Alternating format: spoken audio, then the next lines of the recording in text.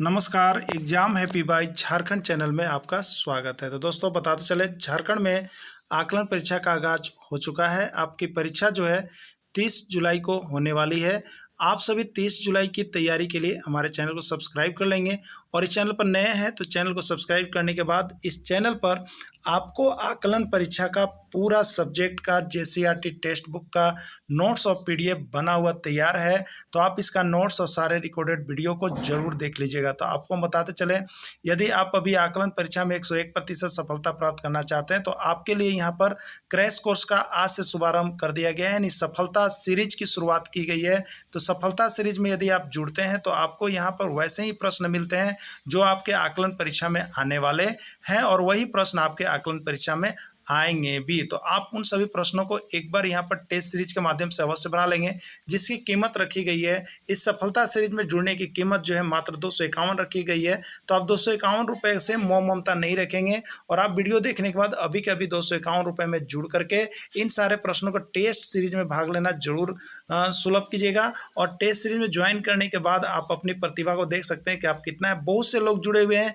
आप भी जुड़िए और अभी जुड़िए सिर्फ और सिर्फ 251 में। और फुल कंप्लीट कोर्स जिसमें सारे नोट्स, पीडीएफ और वीडियो भी मिलेंगे, वो आपको यहाँ पर 400 रुपये में हो जाते हैं। तो यदि आपको सिर्फ क्रैश कोर्स में जुड़ना है तो 251 रुपये और यहाँ पर पूरे नोट्स लेकर के साथ में पढ़ने हैं तो आपके लिए यहाँ पर मिल रहे हैं 400 रुपये में। और सिर्फ नोट्स और पीडीएफ लेना है तो यहाँ पर प्रत्येक विषय का नोट्स आपको 30 रुपये में मिल जाएगा। तो आप इसमें से जो भी चीज़ आपको अच्छा लगता है जरूर परचेज कर लीजिएगा, क्योंकि टेक्स्ट बुक पर आधारित बना हुआ है, आपका चैप्टर वाइज बना हुआ है और साथ ही साथ हाथ से लिखा हुआ है, जो कि कहीं भी उपलब्ध नहीं है। यदि आप बाजारू किताब लेकर के पढ़ रहे हैं तो आप कहीं ना कहीं धोखा खा रहे हैं। इसलिए आप अभी से हाथ से लिखा हुआ नोट्स और अपने टेक्स्ट बुक का एक बार जरूर मिलान करके पढ़ लीजिए। तो चलिए चलते हैं। मोटा लड़का है, यह किस प्रकार का विशेषण है? राम मोटा लड़का है, यह किस प्रकार का विशेषण है? आपसे पूछा गया है। गुणवाचक विशेषण, परिमाणवाचक विशेषण, संख्यावाचक विशेषण या सार्वनामिक विशेषण? सबसे पहले आप देखेंगे यहाँ पर मोटा ना, मोटा क्या है? तो मोटा किसी का गुण है। मोटा, पतला, लंबा, ये गुण में आता है, ठीक है। तो जो गुण को दर्शा रहा हो उसको हम लोग गुणवाचक विशेषण कहेंगे। जो गुण को बता रहा हो उसको गुणवाचक विशेषण कहेंगे। इसलिए राम एक मोटा लड़का है तो यह कहा जाएगा गुणवाचक विशेषण में चला जाएगा। अगला है, वह 2 लीटर पेट्रोल बेचा। वह 2 लीटर पेट्रोल बेचा, यह किस प्रकार का विशेषण है? गुणवाचक विशेषण, परिमाणवाचक विशेषण, संख्यावाचक विशेषण या सार्वनामिक विशेषण? देखिए दोस्तों, विशेषण को पहचानना बहुत ही आसान है और हिंदी में 18 में 18 लाना भी उतना ही आसान है। हम आपको बता दें, सिर्फ और सिर्फ आपको यहाँ पर जैक मॉडल पाठ्यक्रम पर आधारित जो हमने यहाँ पर आपको नोट्स बनाया है उसको सिर्फ आपको परचेज करने की आवश्यकता है, बाकी कुछ भी करने की आवश्यकता नहीं है। और यहाँ पर जो है आपको 70% से 80% मार्क्स लाने में कोई रोक ही नहीं सकता है। तो आप अभी के अभी देखिए, मेरा मोबाइल नंबर शुरू में दिया हुआ है, उसको डायल कीजिए और यहाँ से सारे नोट्स जो भी आप जुड़े हुए हैं 1 to 5 6 to 8 के लिए आप यहाँ से नोट्स परचेज कीजिए और तुरंत तैयारी कीजिए, जिससे कि आपको यहाँ पर 101% सफलता मिलेगी। नोट्स के साथ साथ आपको वीडियो भी उसका प्रोवाइड कर दिया जाएगा, ठीक है। तो देखिए, वह 2 लीटर पेट्रोल खरीदता है, यह किस प्रकार का विशेषण है आपको बताना है। ये 2 लीटर क्या बता रहा है आप बताएंगे हमें? ये 2 लीटर जो है मात्रा बता रहा है। क्या बता रहा है? मात्रा बता रहा है। ये 2 लीटर क्या बता रहा है? परिमाण बता रहा है। क्या बता रहा है? परिमाण। तो जो मात्रा को बताता होगा, जो परिमाण को बताता होगा, उसको हम लोग परिमाणवाचक में डालेंगे। यानी यहाँ पर जो है आपका वह 2 लीटर जो है परिमाण बता रहा है इसमें, इसलिए इसको परिमाणवाचक विशेषण में डालेंगे। इसका राइट आंसर होगा परिमाणवाचक, ठीक है। इसका सारा नोट्स बना दिया गया है। यदि अभी तक आप नहीं खरीदे हैं तो आप खरीद करके यहाँ से पढ़ लेंगे और उसका वीडियो भी आपको पूरा विशेषण, हिंदी का पूरा नोट्स कंप्लीट है। वह 5 पुस्तक खरीदा है, यह किस प्रकार का विशेषण है? संख्यावाचक, गुणवाचक, परिमाणवाचक या कोई नहीं, ठीक है। तो देखिए, आपको विशेषण को केवल अंक से पकड़ना है। 5 पुस्तक, ये क्या बता रहा है? 5 पुस्तक बता रहा है आपको। संख्या क्या बता रहा है? संख्या, ठीक है। हम बोलेंगे वहां से 5 पुस्तक लेते हो, यानी संख्या बोलेंगे 5 को पुस्तक लेता है। तो जो संख्या को बता रहा है विशेषण, उसको हम लोग संख्यावाचक विशेषण के अंतर्गत देंगे और इसका राइट आंसर जो है ये हो जाएगा संख्यावाचक विशेषण होगा, ठीक है। अगला, मेरुदंड कितनी छोटी छोटी अस्थियों से मिलकर बनी है? मेरुदंड जो है कितनी छोटी छोटी अस्थियों से मिलकर के बनी हुई है मेरुदंड, ठीक है। 30, 31, 32 या 33, ठीक है। तो मेरुदंड जो है यहाँ पर 33 छोटी अस्थियों से मिलकर के बनी हुई है। आपको बता दें, यदि विज्ञान या पर्यावरण अध्ययन की तैयारी करना चाह रहे हैं आप, तो क्लास 6 का विज्ञान का नोट्स पूरा कंप्लीट हो गया है, क्लास 7 का विज्ञान का नोट्स कंप्लीट हो गया है, क्लास 8 के विज्ञान का नोट्स एनसीईआरटी टेक्स्ट बुक का पूरा कंप्लीट है, आप परचेज कर सकते हैं। ये सभी प्रश्न उसी से दिए गए हैं और ये आने वाले प्रश्न है, तो आप जरूर ले लीजिएगा। राइट आंसर 33 है। किसान का मित्र किसको कहा जाता है? किसान का मित्र किसको कहा जाता है? केचुआ को, घोंघा को, तिलचट्टा को या कोई नहीं, ठीक है। तो किसान का मित्र आप लोग जान रहे हैं, ये कहा जाता है केचुआ को। जल की रानी किसको कहा जाता है? जल की रानी किसको कहते हैं? मछली, केचुआ, तिलचट्टा या सांप? तो जल की रानी किसको कहते हैं? हम लोग मछली को कहते हैं, ठीक है। चलिए अगला है, इनमें किस वाक्य में सकर्मक क्रिया है? तो सकर्मक क्रिया है, ठीक है। तो देखिए, दो क्रियाओं को आप याद रखिएगा, अकर्मक क्रिया और सकर्मक क्रिया, ये दोनों बार बार आपके एग्जाम में आते हैं, और सकर्मक क्रिया, ठीक है। तो अब देखिएगा दोनों में अंतर क्या है। तो जिसमें कर्म साथ में हो, जिसमें कर्म साथ में हो, देखिए कर्म साथ में हो तो सकर्मक ना, कर्म साथ में हो तो सकर्मक, और कर्म साथ में नहीं हो तो अकर्मक कहते हैं। Very good. अब देखिए, तो यहाँ पर रमेश दौड़ता है, तो रमेश ये क्या चीज है? ये रमेश जो है सब्जेक्ट है, और दौड़ना जो है वर्ब है, इसमें कर्म नहीं आया है, इसलिए सकर्मक नहीं है। रमेश सोता है, तो रमेश सब्जेक्ट है, यानी करता है, करने वाला है, और सोना क्या है? वर्ब है, तो इसमें कर्ता और वर्ब आया है, कर्म नहीं आया है। रमेश विद्यालय जाता है, तो रमेश कर्ता हो गया, और जाना यहाँ पर क्रिया हो गया, और विद्यालय यानी कहाँ, कौन सा काम हो रहा है यहाँ पर, कौन सा काम, कहाँ पर काम किया जाए? तो विद्यालय जाने का काम हो रहा है, तो विद्यालय ये कर्म है, यानी जाने का प्रभाव किस पर पड़ रहा है? विद्यालय पर पड़ रहा है, विद्यालय में जाएगा, तो ये कर्म है। तो देखिए, इसमें कर्ता भी है, कर्म भी है और क्रिया भी है, तो जिसमें कर्म साथ में हो उसको सकर्मक कहते हैं हम लोग, ठीक है। चलिए अगला देखिएगा, बहरा दौड़ता है, बहरा दौड़ता है, यह कौन सी क्रिया है? अकर्मक, सकर्मक, प्रेरणार्थक या कौन सी क्रिया, ठीक है। बहरा दौड़ता है, इसमें क्या है? सिर्फ करता है, करता है और क्रिया है, तो जिसमें कर्ता और क्रिया केवल रहता है उसको हम लोग अकर्मक में लेते हैं। किस में लेते हैं? अकर्मक क्रिया में लेते हैं, तो ये अकर्मक क्रिया के अंतर्गत चला जाएगा, ठीक है। चलिए, इसमें किस वाक्य में अकर्मक क्रिया आपको पहचानना है, किसमें किस वाक्य में अकर्मक क्रिया है। राम फुटबॉल खेलता है, तो राम कर्ता हो गया, सब्जेक्ट हो गया, ठीक है, और यहाँ पर खेलना क्रिया हो गया, क्या हो गया? क्रिया हो गया, और इसका प्रभाव फुटबॉल पर पड़ता है, तो ये कर्म हो गया। तो जिसमें कर्म साथ में है तो वो सकर्मक है, तो ये सकर्मक का उदाहरण हो गया। वे आम खाते हैं, वे करता है, आम कर्म है और खाना वर्ब है, तो ये भी सकर्मक हो गया, ठीक है। श्याम पुस्तक पढ़ता है, तो श्याम करता है, पुस्तक कर्म है और पढ़ना क्रिया है, तो ये भी सकर्मक हो गया। वह यहाँ पर करता है और हंसना क्रिया है, तो इसमें कर्ता और क्रिया केवल आया है, इसलिए ये अकर्मक होगा, ठीक है। तो जिसमें कर्म साथ में हो सकर्मक, और जिसमें कर्म नहीं हो वो अकर्मक है, ठीक है। अगला प्रश्न है, किसी पंक्ति में ए का स्थान बाएं से 20वां है तथा उसी पंक्ति में बी का स्थान दाएं से 25वां है, और बीच में 5 व्यक्ति हैं, तो व्यक्तियों की अधिकतम संख्या ज्ञात करें, ठीक है। व्यक्तियों की अधिकतम संख्या ज्ञात करें, 45, 50, 55 या 60 क्या होगा, ठीक है। देखिए, इसके लिए हमने ट्रिक आपको बताया था, अधिकतम संख्या जब भी निकालना हो आपको, तो left plus right plus middle तीनों को जोड़ दीजिएगा, अधिकतम संख्या आपको पता चल जाएगा ना। तो अधिकतम संख्या होगा कितना? लेफ्ट राइट और मिडिल तीनों को जोड़ना है हमको। तो चलिए देखते हैं, बाएं से 20वां यानी लेफ्ट 20वां है, उसी पंक्ति में बी का स्थान दाएं से 25वां, राइट 25वां है, और बीच में 5 व्यक्ति, मिडिल 5 है। जोड़ दीजिए 20 प्लस 25 और प्लस 5, ठीक है। 20 और 25 45 और 5 50 हो गया, ठीक है, 50 हो गया। तो इसका राइट आंसर कितना हो जाएगा? 50 हो जाएगा ना, अधिकतम संख्या 50 हो जाएगा। किसी पंक्ति में रमेश का स्थान बाएं से 15वां, उसी पंक्ति में राम का स्थान जो है दाएं से 17वां है, और दोनों छोरों के बीच 2 व्यक्ति हैं, तो व्यक्तियों की न्यूनतम संख्या ज्ञात कीजिए, ठीक है। निम्नतम संख्या बराबर देखिए होता है लेफ्ट प्लस राइट और माइनस कर देंगे मिडिल प्लस 2, मिडिल प्लस 2, ठीक है। तो लेफ्ट कितना है आपका? देखिए बाएं से 15वां, तो 15 प्लस राइट देखिए कितना है? 17वां, तो प्लस हो जाएगा 17, और माइनस क्या हो जाएगा? ब्रैकेट में ले रहा है मिडिल, बीच में कितना है? 2 व्यक्ति हैं, तो बताना है। तो चलिए देखते हैं हम, लेफ्ट ना, तो 15 प्लस राइट 17 और माइनस ब्रैकेट ले लेना है मिडिल, मिडिल में कितना है 2 व्यक्ति हैं 2 और ये +2 फार्मूला से है। तो 15 और 17 कितना हो गया 32 और माइनस 2 और 2 कितना हो गया 4, 32 में से 4 का कितना बचेगा 28। ये आपका हो जाएगा आंसर, यानी सी इसका राइट आंसर हो जाएगा। ठीक है, चलिए अगला देखिएगा। प्रकाश का प्राकृतिक स्रोत है, प्रकाश का प्राकृतिक स्रोत है टॉर्च, मोमबत्ती, ग्रह या सूर्य। प्रकाश का प्राकृतिक स्रोत कौन है? ठीक है, तो देखिए प्रकाश का जो प्राकृतिक स्रोत है वो आपका सूर्य है। प्रकाश का प्राकृतिक स्रोत किसको माना जाता है? सूर्य को माना जाता है। जो वस्तुएं स्वयं प्रकाश उत्सर्जित करती है उन्हें क्या कहते हैं? दीप्त वस्तुएं, अदीप्त वस्तुएं, पारभासी वस्तुएं या कोई नहीं। तो जो वस्तुएं स्वयं प्रकाश उत्सर्जित करती है उन्हें हम दीप्त वस्तुएं कहते हैं।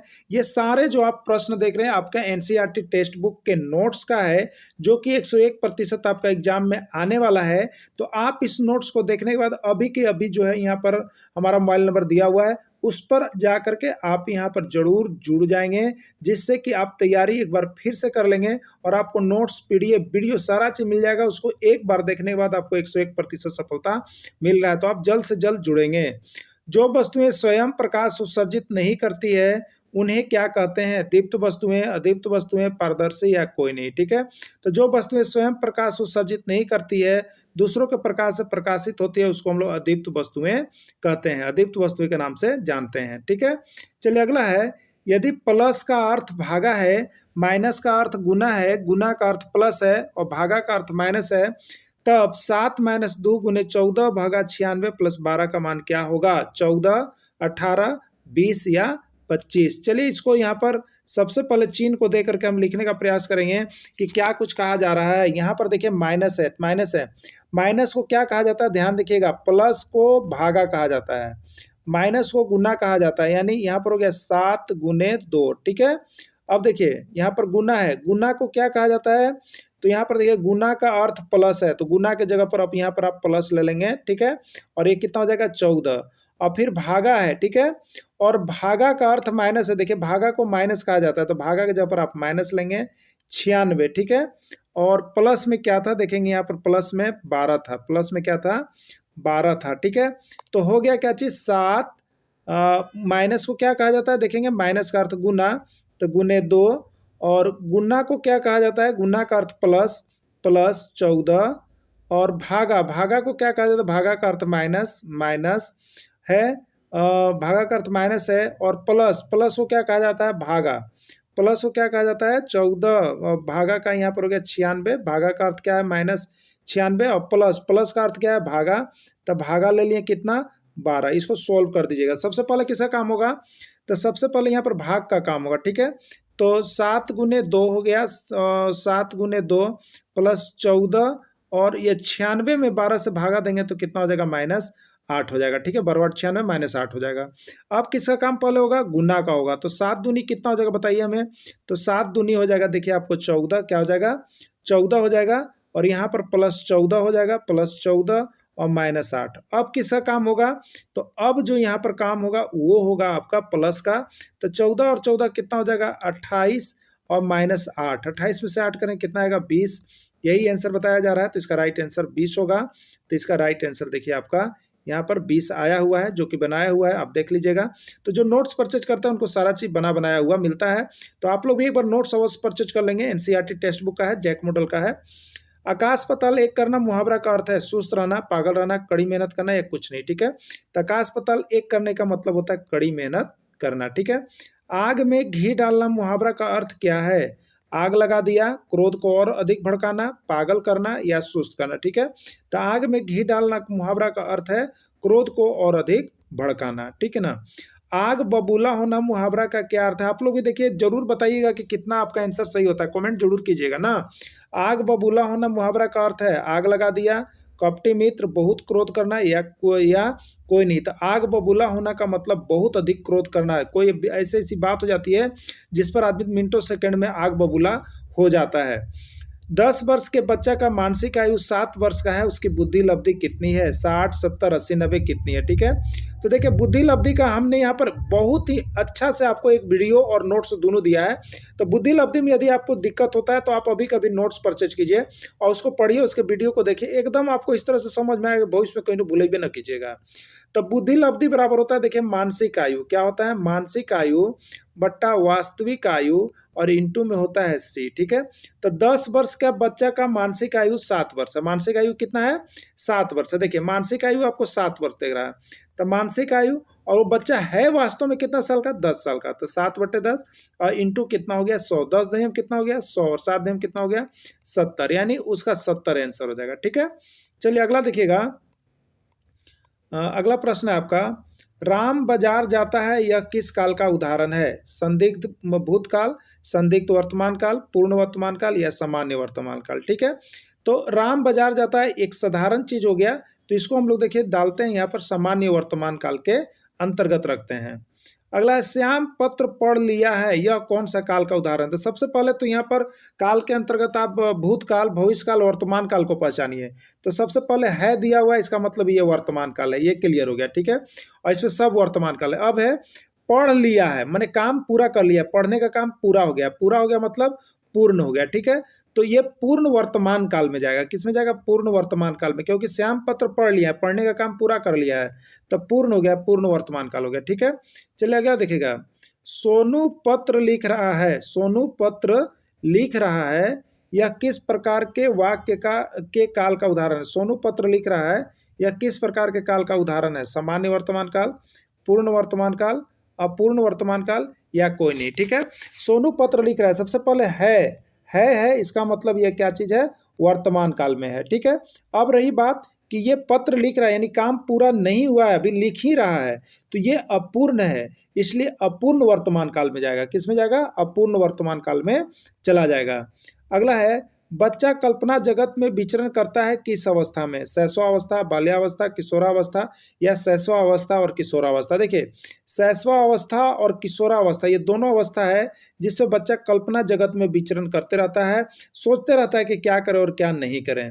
निम्न में से किस घटना की ओर बालक सर्वप्रथम आकर्षित होना प्रारंभ कर देता है। प्रकाश, माँ, ध्वनि या भोजन। ठीक है, तो सर्वप्रथम बालक जो है किसकी ओर, प्रकाश की ओर यहाँ पर आकर्षित होता है। बालक की जिज्ञासा को क्या किया जाना चाहिए, दमन, शांत, उत्तेजित या सक्रिय। बालक की जिज्ञासा को शांत किया जाना चाहिए। ठीक है, यदि सफेद को नीला, नीला को लाल, लाल को पीला कहा जाए तो खून का रंग कैसा होगा। तो सबसे पहले देखिए जो प्रश्न दिया है उसको आप निकालिए। तो खून का रंग कैसा होता है बताइए, लाल होता है। ठीक ना, ये लाल होता है। और सेकेंड बार आपको क्या करना है, अब देखिए इस प्रश्न में कि लाल को क्या कहा जाता है।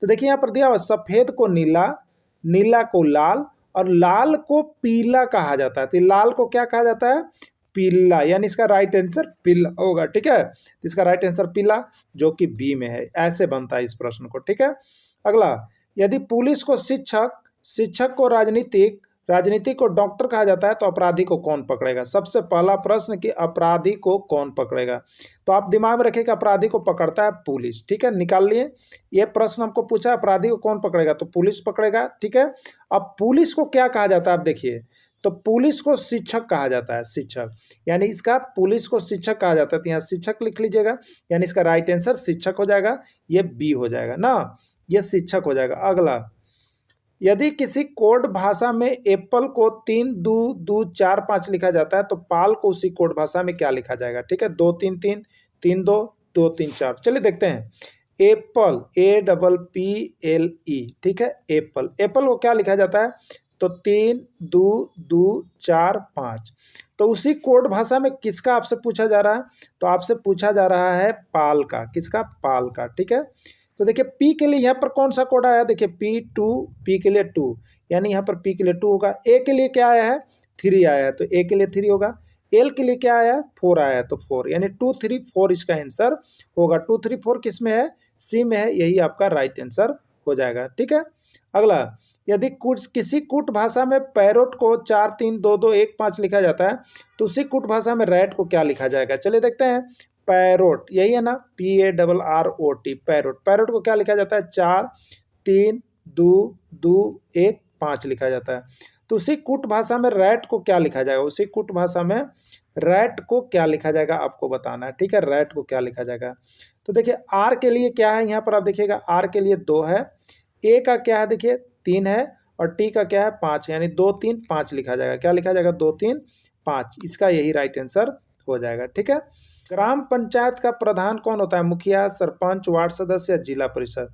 तो ग्राम पंचायत का जो प्रधान होता है वो आपका मुखिया होता है। कौन होता है, मुखिया होता है। मुखिया का उम्मीदवार बनने के लिए न्यूनतम उम्र सीमा कितनी होनी चाहिए, 21 वर्ष, 22 वर्ष, 23 वर्ष या 24 वर्ष। मुखिया का उम्मीदवार बनने के लिए उम्मीदवार की न्यूनतम उम्र सीमा 21 वर्ष होनी चाहिए। परोपकार का संधि विच्छेद है, परोपकार का संधि विच्छेद परो जोड़ पकार, परो जोड़ उपकार, पर जोड़ उपकार या प्रोप जोड़कार। तो परोपकार का सही संधि विच्छेद होगा पर जोड़ उपकार। कितना सही हुआ आप जरूर बताइएगा। पवन का सही संधि विच्छेद है प जोड़ न, पो जोड़ अन, प जोड़ वन या कोई नहीं। तो इसका राइट आंसर हो जाएगा पो जोड़ अन। पवन का सही संधि विच्छेद हो जाएगा पो जोड़ अन। अगला है अपवाद में कौन सा उपसर्ग है। देखिए उपसर्ग प्रत्यय सारा हिंदी तो यहाँ पर समाप्त हो गया है, आप लोग नोट्स ले लीजिएगा। अपवाद को जब हम संधि विच्छेद करेंगे तो होगा अप जोड़ वाद। तो प्लस के जो पहले लगा है वो उपसर्ग है, और जो प्लस के बाद लगा है वो प्रत्यय है। तो आपसे पूछा है उपसर्ग कौन है, तो पहले लगा है अप, तो ये उपसर्ग हो जाएगा अप, ठीक है। चलिए अगला देखिएगा। इसमें कौन दहनशील पदार्थ है, आपको बताना है कि इसमें जो है कौन दहनशील पदार्थ है। तो दहनशील पदार्थ का मतलब जिसका दहन हो जाए, जिसमें आग पकड़ ले और वह पूरा पूरी जल जाए, तो उसको दहनशील पदार्थ कहते हैं, ठीक है। तो इसमें कौन दहनशील पदार्थ है आपको बताना है, लकड़ी, डीजल, पेट्रोल या सभी। तो देखिए लकड़ी भी ऐसा पदार्थ है जिसको यहाँ जलाने के बाद वो पूरा पूरी जल सकता है, डीजल भी जलता है, पेट्रोल भी जलता है, यानी इसका राइट आंसर क्या हो जाएगा सभी। यानी ये सभी दहनशील पदार्थ है, ये सभी जलने वाले पदार्थ हैं, ठीक है। जो पदार्थ नहीं जलते हैं उन्हें क्या कहते हैं, अब आपको बताना है कि जो पदार्थ नहीं जलते हैं उन्हें क्या कहते हैं, दहनशील, अदहनशील, ज्वाला पदार्थ या कोई नहीं, ठीक है। तो जिन पदार्थ का दहन नहीं होता है, दहन क्या होता है, नहीं होता है, उसको हम लोग क्या कहते हैं, तो उसको हम लोग कहते हैं अदहनशील। क्या कहते हैं उसको, अदहनशील पदार्थ कहते हैं। तो जो पदार्थ नहीं जलते हैं उसको अदहनशील पदार्थ के नाम से हम लोग जानते हैं, ठीक है। चलिए अगला है, इनमें कौन अदहनशील पदार्थ, आपको बताना है कि इसमें कौन जो है अदहनशील पदार्थ है, लोहा, पत्थर, कांच या सभी। तो इसका राइट आंसर देखिए सभी होगा, यानी लोहा भी नहीं जलता है, पत्थर भी नहीं जलता और कांच भी नहीं जलाया जा सकता, इसलिए ये सभी अदहनशील पदार्थ हैं। वह न्यूनतम ताप जिस पर कोई पदार्थ जलना प्रारंभ कहलाता है उससे क्या कहते हैं, वह न्यूनतम ताप जिस पर कोई पदार्थ जलना प्रारंभ करता है उसे क्या कहते हैं, दहन ताप, तीव्र ताप, ज्वलन ताप या सभी, ठीक है। तो वह न्यूनतम ताप जिस पर कोई पदार्थ जलना प्रारंभ करता है उसको हम लोग यहाँ पर क्या कहते हैं, तो उसको हम लोग ज्वलन ताप कहते हैं, ठीक है। उसको क्या कहते हैं, ज्वलन ताप के नाम से जानते हैं, या उसी को प्रज्वलन ताप भी हम लोग कहते हैं। बिजली उपकरण और पेट्रोल जैसे ज्वलनशील पदार्थों में आग बुझाने के लिए किसका उपयोग किया जाता है। बहुत बार ये प्रश्न आता है कि यदि बिजली में आग लग गया हो, बिजली के उपकरण, पेट्रोल में, ज्वलनशील पदार्थ में यदि आग लग गया हो तो उसको बुझाने के लिए आप किसका उपयोग करेंगे, बुझाने के लिए किसका उपयोग किया जाता है, कार्बन का, सी का मतलब कार्बन, ओ का मतलब ऑक्सीजन, और CO2 मैंने कार्बन डाइऑक्साइड या कोई नहीं, ठीक है। तो देखिए इसका राइट आंसर हो जाएगा कार्बन डाइऑक्साइड। कार्बन डाइऑक्साइड ऐसी गैस है जो बिजली के उपकरण और पेट्रोल, डीजल जैसे में यदि आग लग जाए तो उसको बुझाने के लिए हम लोग CO2 गैस का ही उपयोग करते हैं। बहुत बार प्रश्न पूछा गया है। सोडा अम्ल को क्या कहा जाता है, सोडा अम्ल को क्या कहा जाता है, अग्निशामक, दहनशील, अदहनशील या कोई नहीं, ठीक है। तो देखिए सोडा अम्ल को जो होता है अग्निशामक के नाम से भी जाना जाता है। जो अग्निशामक बने हुए रहते हैं उसमें सोडा अम्ल घुला रहता है पानी के साथ, तो सोडा अम्ल को अग्निशामक भी हम लोग कहते हैं। किसी ईंधन के 1 kg, किसी ईंधन के 1 kg के पूर्ण दहन से जो ऊष्मा ऊर्जा जितनी प्राप्त होती है उससे ईंधन का क्या कहते हैं, कैलोरी मान, उष्मीय मान, ईंधन मान या कोई नहीं, ठीक है। तो उससे ईंधन का हम लोग उष्मीय मान कहते हैं। क्या कहते हैं, उससे ईंधन का उष्मीय मान कहा जाता है। ईंधन के उष्मीय मान के आधार पर सबसे अच्छा ईंधन कौन है, हाइड्रोजन, डीजल, पेट्रोल या किरोसिन। तो ईंधन के उष्मीय मान के आधार पर अगर सबसे अच्छा ईंधन माना जाए तो वो देखिए माना जाता है हाइड्रोजन का। क्या माना जाता है, हाइड्रोजन को सबसे अच्छा ईंधन के रूप में माना जाता है। अगला, ग्लोबल वार्मिंग का प्रमुख कारण क्या है। आप लोग ग्लोबल वार्मिंग के बारे में जानते होंगे। तो ग्लोबल वार्मिंग क्या होता है, वायुमंडल में CO2 का बढ़ जाना, वायुमंडल में H2O का बढ़ जाना, वायुमंडल में N2O का बढ़ जाना, वायुमंडल में CFC का बढ़ जाना, ठीक है। तो वायुमंडल में CO2 का जो है बढ़ जाना, ये जो है सबसे अच्छा काम है, ठीक है। ये जो है आपका सबसे अच्छा काम है, यानी ग्लोबल वार्मिंग का। ग्लोबल वार्मिंग क्या होता है कि वायुमंडल में CO2 गैस की जब मात्रा बढ़ जाती है तो उसमें अचानक क्या होता है, तापमान में वृद्धि हो जाता है। तो वायुमंडल में अचानक तापमान में जो वृद्धि होता है उसी को देखिए हम लोग ग्लोबल वार्मिंग के नाम से जानते हैं। ठीक है। ईंधन के ऊष्मीय मान का मात्रक है, ईंधन के ऊष्मीय मान का मात्रक कौन है? केजी, किलोग्राम, किलो जूल प्रति किलोग्राम या कोई नहीं। तो इसका राइट आंसर हो जाएगा ईंधन के ऊष्मीय मान का मात्रक किलो जूल प्रति किलोग्राम, इसका राइट आंसर हो जाएगा। ठीक है।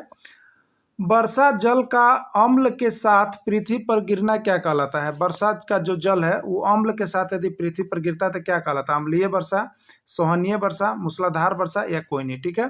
तो वर्षा जल का अम्ल के साथ पृथ्वी पर जो गिरना होता है वो आपको देखिए कहलाता है अम्लीय वर्षा। क्या कहलाता है आपका? अम्लीय वर्षा के नाम से जाना जाता है।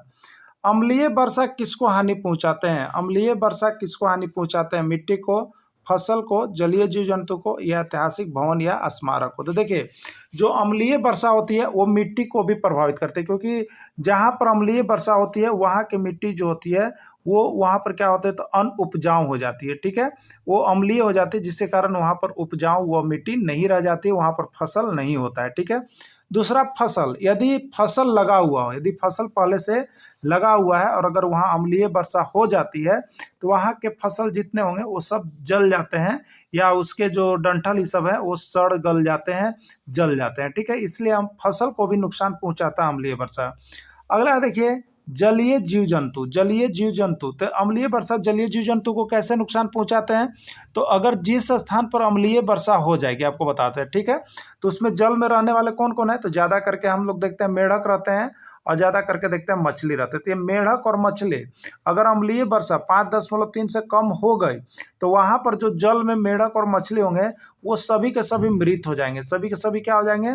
मृत हो जाएंगे, मर जाएंगे। तो इससे क्या हो गया? जलीय जीव जंतु को भी नुकसान पहुंचा। चलिए अगला है ऐतिहासिक भवन और स्मारक। क्या है? ऐतिहासिक भवन और स्मारक। देखिए जहां पर ऐतिहासिक भवन स्मारक है जो कि यहाँ पर आपको बने हुए संगमरमर के, किसका बना हुआ है? संगमरमर का बना हुआ है। अगर उस जगह पर अम्लीय वर्षा हो गया तो ये संगमरमर जो सफेद है ये धूमिल पड़ जाता है, ये पीला हो जाता है। क्या हो जाता है? पीला, धूमिल हो जाता है, उसका कलर चला जाता है। कब? जब अम्लीय वर्षा होता है तब। तो अम्लीय वर्षा से पूछ रहा था, अम्लीय वर्षा किसको हानि पहुंचाते हैं? तो मिट्टी को भी पहुंचाते हैं, फसल को भी पहुंचाते हैं, जलीय जीव जंतु को भी पहुंचाते हैं, ऐतिहासिक भवन और स्मारक को भी पहुंचाते हैं। देखिए इसमें एक ऑप्शन यहाँ पर ई दिया हुआ है सभी, तो इसका राइट आंसर सभी हो जाएगा। अम्लीय वर्षा जरूर देख लीजिए क्योंकि यहाँ से एक प्रश्न आप लोग को हर बार होता है। ठीक है। इसमें कौन विषैली गैस है? आपसे पूछा जा रहा है कि कौन ऐसा गैस है जो विषैला है? Carbon, carbon dioxide, carbon monoxide या नाइट्रोजन ऑक्साइड। ठीक है। तो देखिए इसमें सबसे विषैली गैस की अगर बात कहा जाए तो वो हो जाएगा आपका कार्बन मोनोऑक्साइड, क्योंकि यह ईंधन का अपूर्ण दहन, मतलब जो ईंधन पूरा नहीं जल पाता है तो अपूर्ण दहन जब होता रहता है तो वहां पर यह CO गैस निकलता है जिसको हम लोग कार्बन मोनोऑक्साइड गैस कहते हैं। तो यही गैस जो होता है सबसे विषैला गैस आपको माना जाता है। ठीक है। क्योंकि ईंधन के अपूर्ण दहन से होता है। तो प्रश्न है, पुरुष के जनन अंग को कौन सा हार्मोन प्रभावित करता है? टेस्टोस्टेरोन हार्मोन, एस्ट्रोजन हार्मोन, लैक्टोक हार्मोन या कोई नहीं। ठीक है। तो देखिए पुरुष का जो जनन अंग होता है जिससे विकास होता है जनन अंग का, वो टेस्टोस्टेरोन हार्मोन के कारण होता है। किस हार्मोन के कारण होता है? टेस्टोस्टेरोन हार्मोन के कारण होता है। अगर टेस्टोस्टेरोन हार्मोन कम हो तो जनन अंग का विकास कम हो पाता है।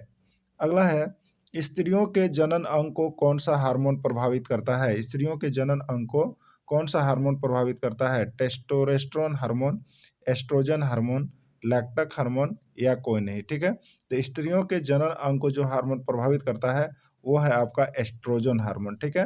तो पुरुष का टेस्टोस्टेरोन और स्त्री का एस्ट्रोजन, याद रखिएगा। टेस्टोस्टेरोन ना मैंने टाइट हो गया, टाइट से पुरुष का, ये आपका टेस्टोस्टेरोन हो गया, एस्ट्रोजन से असेंबली हो गया और ये हो गया स्त्री का। ठीक है।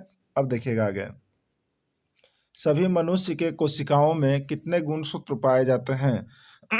सभी मनुष्य के कोशिकाओं में कितने गुणसूत्र पाए जाते हैं? 20 जोड़े, 22 जोड़े, 23 जोड़े या 24 जोड़े, कितने गुणसूत्र पाए जाते हैं? ठीक है। तो यहाँ पर देखिएगा सभी मनुष्य के कोशिकाओं में जो होता है 23 जोड़ा गुणसूत्र पाया जाता है और ये 1001 बार आने वाला प्रश्न है जो कि आया हुआ है। तो आप सभी को यह प्रश्न आ सकता है, जरूर देख लीजिएगा। ठीक है। 23 जोड़े, इसका मतलब कितना गुणसूत्र हो गया? 46 गुणसूत्र पाए जाते हैं। अगला है, स्त्रियों में कौन सा गुणसूत्र पाया जाता है? स्त्रियों में कौन सा गुणसूत्र पाया जाता है आपको बताना है, ठीक है। XX, XY, YY या कोई नहीं। तो स्त्रियों में जो गुणसूत्र पाया जाता है वो कौन सा पाया जाता है? तो स्त्रियों में गुणसूत्र सेम होता है, यानी XX ग्रुप होता है। स्त्रियों में कौन सा ग्रुप होता है? XX ग्रुप होता है, ठीक है। चलिए अगला देखिएगा। पुरुष में कौन सा गुणसूत्र पाया जाता है? पुरुष में कौन सा गुणसूत्र पाया जाता है? XX, XY, YY या कोई नहीं, ठीक है। देखिए पुरुष में जो गुणसूत्र पाया जाता है वो आपका X और Y दोनों होता है। इसीलिए अगर कभी कोई कहता है कि बच्चा जब पैदा होता है उसमें लड़का और लड़की का दोष, तो आदमी किसको देता है?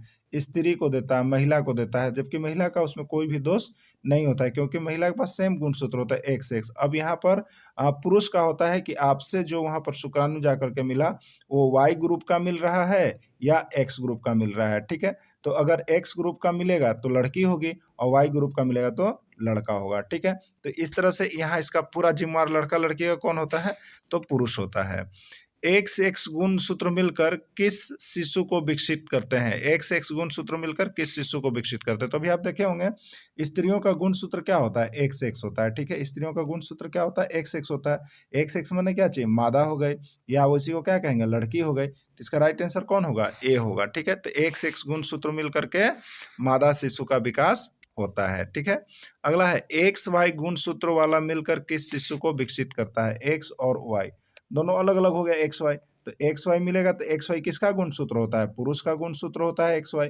तो यहाँ पर वह जो होगा, अगर X और Y मिलेगा तो क्या बनेगा? वो बनेगा आपका लड़का, ठीक है। क्या बनेगा? लड़का, यानी नर शिशु लड़का हो जाएगा, ओके।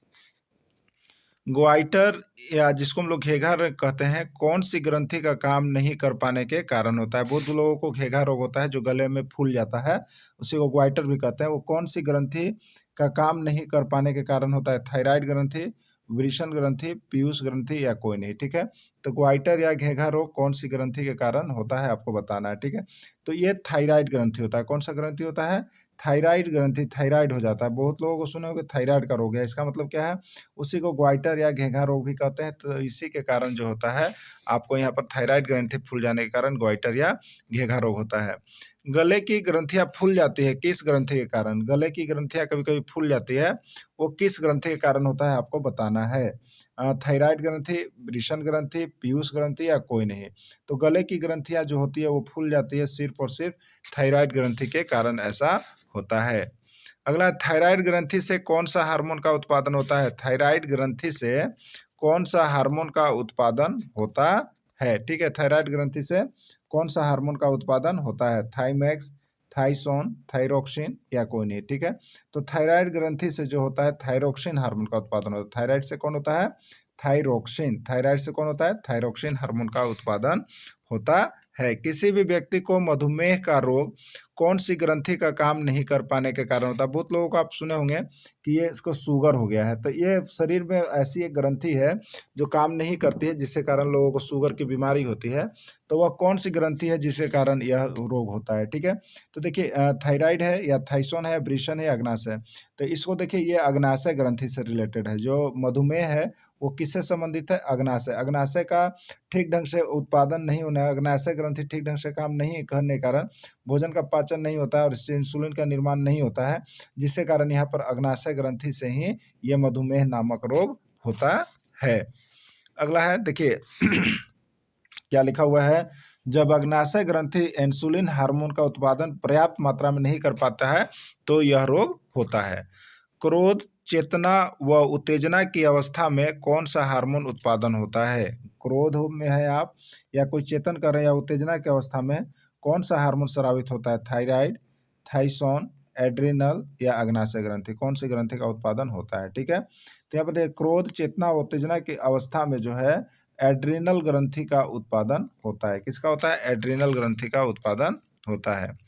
वृद्धि हार्मोन व्यक्तियों के सामान्य वृद्धि के लिए आवश्यक हार्मोन है। ठीक है, वृद्धि हार्मोन या व्यक्तियों के समान वृद्धि के लिए आवश्यक हार्मोन कौन सा होता है? एड्रिनल ग्रंथि, वृषण ग्रंथि, पीयूष ग्रंथि या अग्नाशय ग्रंथि। ठीक है, तो वृद्धि हार्मोन या व्यक्तियों के सामान्य वृद्धि के लिए जो आवश्यक हार्मोन है वो है आपको यहाँ पर वृद्धि हार्मोन के लिए आप लोग लेते हैं यहाँ पर देखिए पीयूष ग्रंथि। कौन सी ग्रंथि? शरीर का विकास और वृद्धि के लिए पीयूष ग्रंथि का होता है। यदि पीयूष ग्रंथि नहीं काम करेगा तो ये वृद्धि हार्मोन काम नहीं करेगा। ठीक है, अगला है भोजन में लौह तत्व की कमी से कौन सा रोग होता है। भोजन में लौह तत्व की कमी से कौन सा रोग होता है। 1001 बार ये प्रश्न आया हुआ है, बहुत ही एमबीबीआई प्रश्न है। ठीक है, तो भोजन में लौह तत्व की कमी से कौन सा रोग होता है। एनीमिया, रतौंधी, स्कर्वी या घेगा। ठीक है, तो भोजन में जब लौह तत्व की कमी होती है तो एनीमिया नामक रोग होता है। ठीक है, कौन सा रोग होता है। एनीमिया नामक रोग होता है।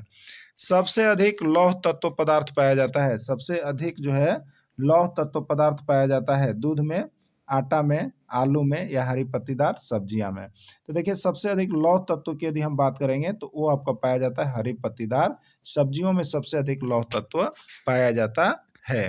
अगला है विश्व योग दिवस मनाया जाता है। विश्व योग दिवस मनाया जाता है 5 जून, 21 जून, 5 सितंबर या कोई नहीं। ठीक है, तो ये आपका है देखिए विश्व योग दिवस जो होता है वो 21 जून को मनाया जाता है और ये भी बहुत ही एमबीबीआई प्रश्न है, 1001 बार आया हुआ है।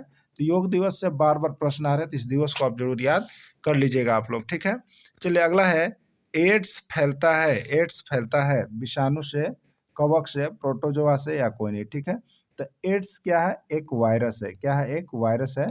तो HIV वायरस जिसको हम लोग कहते हैं एड्स HIV वायरस। वायरस मीन्स क्या होता है। विषाणु होता है। यानी एड्स कैसे किससे फैलता है तो आप कह लीजिए कि ये विषाणु से फैलता है। वायरस विषाणु यानी विषाणु से फैलता है। एड्स कौन से विषाणु से फैलता है तो हम लोग बोले अभी हम बताया था कि एड्स फैलने के लिए क्या होता है तो एड्स HIV वायरस होता है। कौन सा होता है। HIV virus. तो ये विषाणु कारण होता है। और कौन सा विषाणु तो HIV विषाणु कारण। HIV किस में है। ए में है। तो ये ही इसका राइट आंसर हो जाएगा। ठीक है, ये ही इसका राइट आंसर हो जाएगा। हमारे देश में विवाह की न्यूनतम उम्र सीमा कितनी है। आपको बताना है हमारा जो देश है उसमें विवाह की न्यूनतम उम्र सीमा कितना है। लड़का का 18 वर्ष, लड़की का 21 वर्ष, लड़का का 21 वर्ष, लड़की का 18 वर्ष, लड़का का 25 वर्ष, लड़के का 23 वर्ष, कोई नहीं। ठीक है, तो इसमें सही आंसर जो है वो बी है। लड़का का 21 वर्ष रखा गया है और लड़की का 18 वर्ष रखा गया है विवाह के लिए न्यूनतम उम्र सीमा। अग्नाशय ग्रंथि के द्वारा कौन सा हार्मोन का उत्पादन होता है। ठीक है, अग्नाशय ग्रंथि के द्वारा insulin hormone, thyroxine hormone, adrenal hormone या कोई नहीं। ठीक है, तो आप देखते होंगे अग्नाशय ग्रंथि जब काम नहीं करती है तो इंसुलिन का उत्पादन नहीं होता है। यानी अग्नाशय ग्रंथि का संबंध किससे है। इंसुलिन से है। इंसुलिन का उत्पादन सही होने के कारण क्या होता है तो भोजन का पाचन नहीं होता है और वह नहीं काम करता जिसके कारण शुगर नामक बीमारी भी होती है। तो ये इंसुलिन हार्मोन होता है। ठीक है, चलिए अगला देखिएगा यहाँ पर थायराइड ग्रंथि द्वारा कौन सा हार्मोन का उत्पादन होता है। थायराइड ग्रंथि द्वारा कौन सा हार्मोन का उत्पादन होता है। इंसुलिन, थायरोक्सिन या एड्रेनलिन। तो थायराइड ग्रंथि है तो इससे साफ पता चलता है कि थायरोक्सिन हार्मोन का उत्पादन होगा। थायराइड ग्रंथि से थायरोक्सिन हार्मोन का उत्पादन होता है। एड्रिनल ग्रंथि द्वारा कौन से हार्मोन का उत्पादन होता है। एड्रिनल ग्रंथि द्वारा कौन सा हार्मोन का उत्पादन होता है। इंसुलिन, थायरोक्सिन, एड्रेनिल या कोई नहीं। तो एड्रिनल ग्रंथि है तो उसके लिए हम क्या कहेंगे एड्रीनेलिन हार्मोन का उत्पादन वह करता है। ठीक है।